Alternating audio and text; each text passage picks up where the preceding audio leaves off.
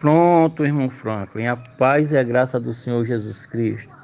Ô, irmão Franklin, o Gabrielzinho é uma benção e ele atrapalhou aqui no primeiro áudio aqui, né? E eu falei muito acelerado, muito rápido e alto por conta do Gabriel. Tá bom, meu filho, pare, viu? Tá? Mas eu vou continuar aqui com a resposta à pergunta do irmão. Pronto, o irmão Franklin fez uma pergunta muito boa, né? Muito sensata, muito precisa e contundente, né, a respeito das igrejas, Assembleias de Deus, quanto àqueles irmãos, né, supostos irmãos, eu digo logo, uso logo a expressão correta, né, são supostos mesmo, porque são aqueles cristãos nominais, né, que está na igreja por gostar da igreja, ou por uma outra motivação qualquer, ou de estar ali frequentando os cultos, porque gosta de um determinado pregador, ou porque é membro de um conjunto, né? Lá tem conjunto de senhoras, conjunto de mocidade, e assim sucessivamente, ou porque faz parte ali do púlpito, né? É um obreiro, né? Então, por algum motivo, alguma motivação que leva essa pessoa a estar na igreja e ter um comportamento gentílico, né? Das nações rebeldes, né? De costumes e tradições mundanas que ferem, que denigrem, que desvalorizam e que querem assim lançar por terra e passar por cima da palavra de Deus, né? Esta é a rebeldia de Satanás, isso se deu lá na eternidade e isso está dentro das igrejas, né? A pergunta do irmão foi com relação de pessoas que estão lá, feito eu, o irmão Ruberval, e que toma a Santa Ceia, que toma a ceia do Senhor Jesus, né? Porventura não estariam comungando e participando das iniquidades, das injustiças deste povo? Não, irmão, de forma alguma. A resposta é não, tá?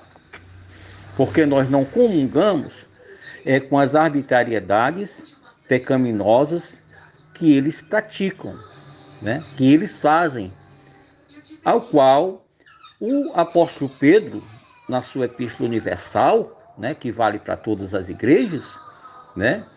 Isso aí foi para todas as igrejas, inclusive não só para a Assembleia de Deus, igreja A, B, de A a Z, mas também para a igreja Batista Renovada Moriá, onde o irmão se congrega também. Quando nós vamos para as 7 igrejas ali do Apocalipse do Senhor Jesus Cristo, né?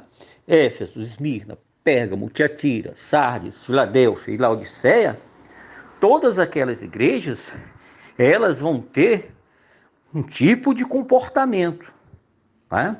E que o Senhor Jesus as admoesta, né?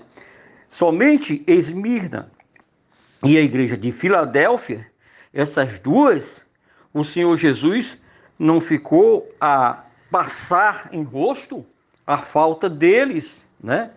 E se Jesus não passou em rosto a falta deles, né? Tanto de Esmirna como de Filadélfia, né? Muito ao contrário, Jesus as elogiou-as, né? Diferentemente das demais, das outras 5, como era a de Éfeso, como era a de Pérgamo, a de Tiatira, a de Sardes, né? E a de Laodiceia. Estas 5, sim, Jesus cobrou seriamente, né? E, no entanto, em cada uma dessas cartas, no primeiro versículo, quando se abre, quando se inicia a carta, o Senhor Jesus Cristo, ele fala diretamente ao anjo da igreja que está em Éfeso, ao anjo da igreja que está em Esmirna, em Pérgamo, em Tiatira, em Sardes, em Filadélfia, ao anjo da igreja que está em Laodiceia. No entanto, assim, são cobrados, né, pelo Senhor Jesus, para colocar ordem na igreja, para colocar em prática a sã doutrina e para admoestar, ensinar, corrigir, instruir em justiça, que é para isso que a sã doutrina serve, né? E no caso até disciplinar, se for o caso, né? Coisas que hoje não está acontecendo dentro das determinadas igrejas, né? No entanto, não é só dentro das Assembleias de Deus, dentro dos demais ministérios, dentro das outras igrejas, que tem lá pessoas que estão assistindo, torcendo, vibrando, gritando, né, adorando, né, idolatrando os ídolos das seleções de times de futebol. Não, são em todas as igrejas tem, né? Se o irmão for observar, né, aí dentro da própria igreja Batista Moriá, existem casos assim. Eu mesmo conheço pessoas lá que vestem camisa de time de futebol, que assistem partida de time de futebol, né, que torcem por time de futebol, aí dentro da própria igreja, né, Batista Renovada Moriá, né? Então, meu irmão, não é só dentro das Assembleias de Deus, não. Aí no ministério onde o irmão congrega, também há dessas coisas, né? A Batista Moriá, ela é uma igreja que zela pela sã doutrina, que luta, que peleja, que labuta mesmo, né? Que tem boas obras diante do Senhor Jesus, né?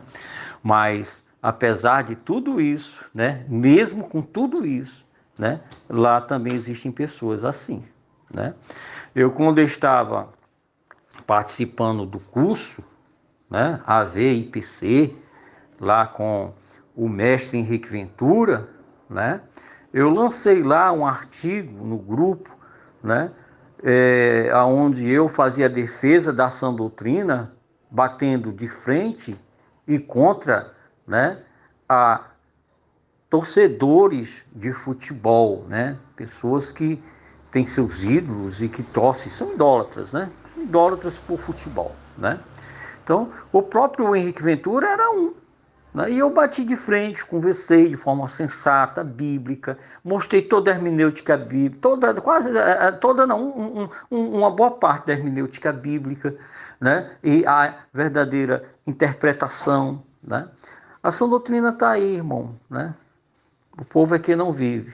Então, eu não me sinto, não, irmão, contaminado por participar da Santa Ceia. O problema é deles lá, né? É eles lá e Deus.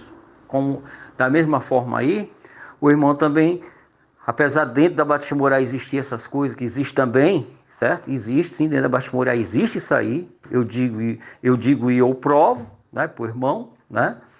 Então, meu irmão, o irmão também não está contaminado não por participar da Santa Ceia do Senhor. De forma nenhuma, de maneira nenhuma. Agora, a responsabilidade disso aí são dos pastores, dos líderes de igreja e nossa também, dos pequenininhos que conhecem a sã doutrina e que tem que passar mesmo a sã doutrina, né? Fica na paz, meu querido, de nosso Senhor e Salvador Jesus Cristo. E eu sei e acredito que o irmão não tem telhado de vidro, né, para estar defendendo ou querer defender esses tipos de práticas errôneas diante da palavra de Deus, né? Porque tem muitas igrejas que estão enquadradas lá, né?